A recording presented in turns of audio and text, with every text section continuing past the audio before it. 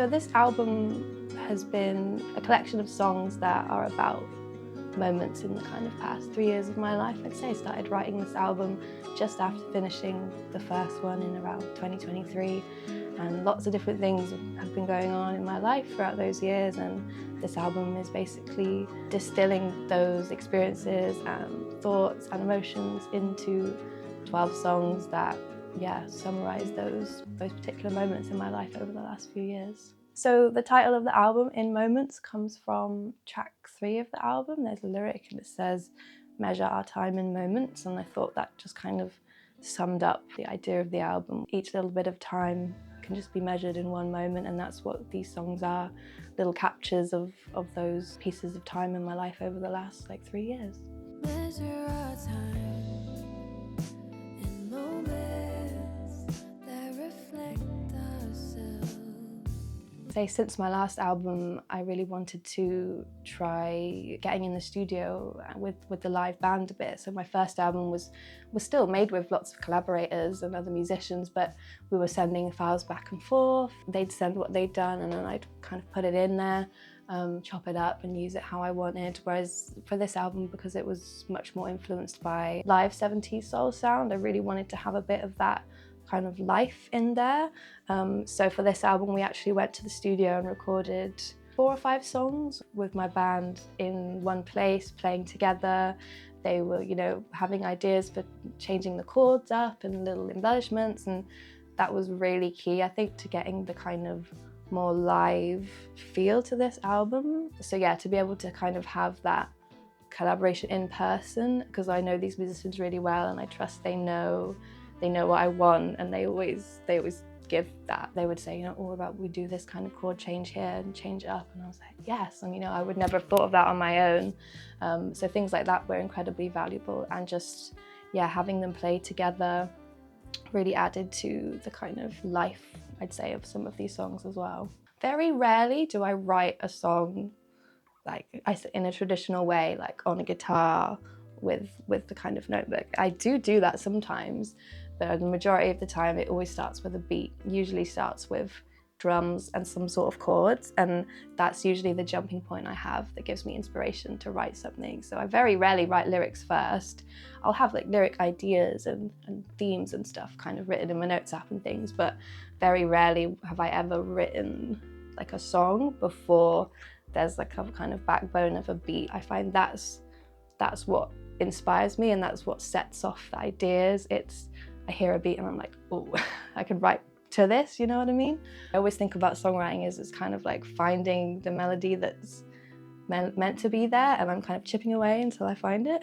A big part of the process is adding the harmonies and the stacks and the ad-libs and the layers. That's the bit I have the most fun with. And after that, everything has to kind of fit around that and fill in any spaces that are left. So on the song Sundown, I asked an amazing Bristol vocalist and songwriter, Alame, to collab with me, and she wrote the most incredible verse and chorus to the song. It was one of the best days when I received her parts to put in. She'd done 50 tracks of vocal layers and harmonies, and it was literally I was like a kid in a candy store, look at all these amazing vocals.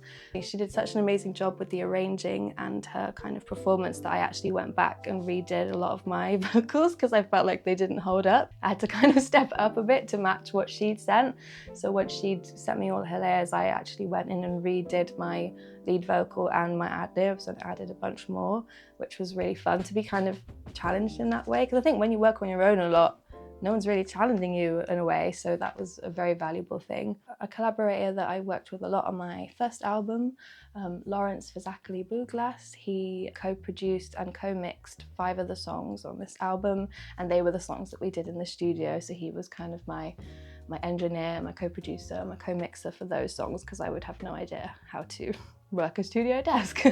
He was instrumental in bringing those songs together. Samuel Fox is playing bass on almost all the songs on the album. I think maybe 1 or 2 not, but he's someone I've been working with from day one, and he just always delivers. I know if I send a song to Sam, he's going to send back something and I'm going to have kind of no notes, which is great. He kind of is in my brain a little bit, knowing exactly what I want and always delivers. And then we had Connor Ross Harrington, who again I've been working with for years. He was playing the drums on 4 of these songs. Incredible drummer, one of my really good friends. We had Alex Veitch, who I haven't worked with before this album. Incredibly talented keys player, and he played the piano and the Rhodes. I think that was an especially important ingredient, having his musicality and the embellishments and the kind of delicateness that he brought, especially to the songs on piano.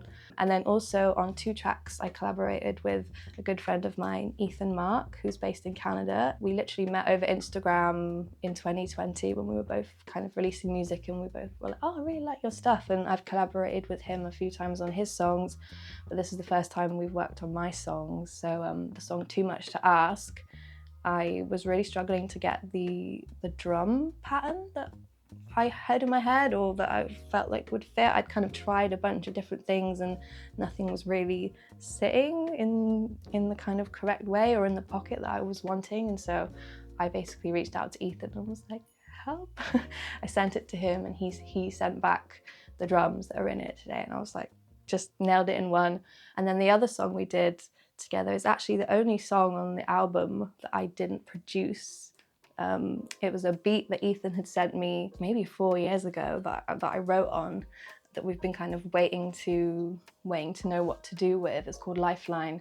And yeah, so that was a beat that he made that I sung over. The only thing I produced on that song is the vocals, and that's kind of a new one for me. I was, very much inspired by a lot of albums from the 70s, in particular artists like Minnie Riperton.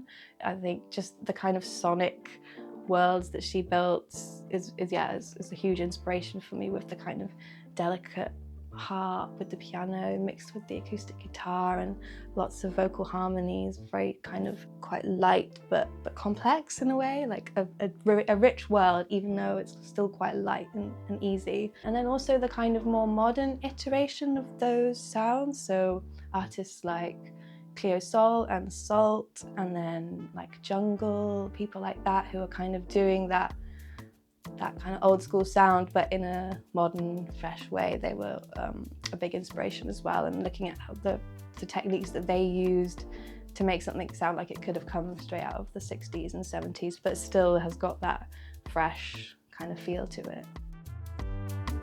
Life is so sweet with you, wrapped